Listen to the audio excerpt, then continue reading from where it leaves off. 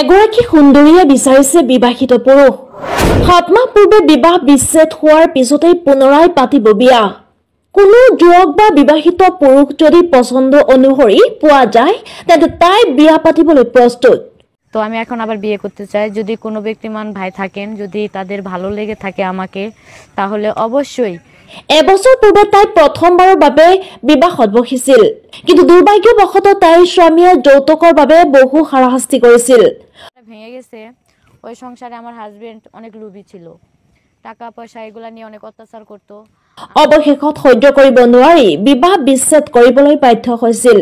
স্বামীৰ ঘৰত 3 মাহ থকাৰ পিছতেই বহুত মানসিক হাৰাশাস্তিৰ সন্মুখীন হৈছিল তাই। এইবাৰ তাই এজন ভাল চৰিত্ৰৰ যুৱক বিচাৰি কেমেৰাৰ আগত জনালে নিজৰ মন্তব্য।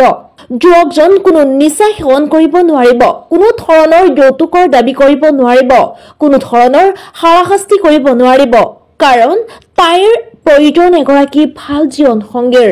আমি একটা ডিভোর্সি মেয়ে, তো আমি আপনাদের সামনে আসছি। আমি আবার বিয়ে করতে চাই।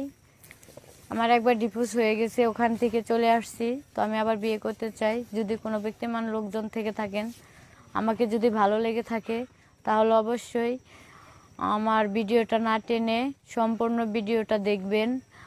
আর হলো ছেলে যেমন তেমনই হোক, তাতে আমার সমস্যা নাই, কিন্তু হ্যাঁ, একবার সংসার ভেঙেছে বলে কিন্তু বারবার সংসার ভাঙা যাবে না। তো আমার যে সংসারটা ভেঙে গেছে, ওই সংসারে আমার হাজবেন্ড অনেক লোভী ছিল, টাকা পয়সা এগুলা নিয়ে অনেক অত্যাচার করতো। আর একটা মানুষকে আর কতই টানা যায়।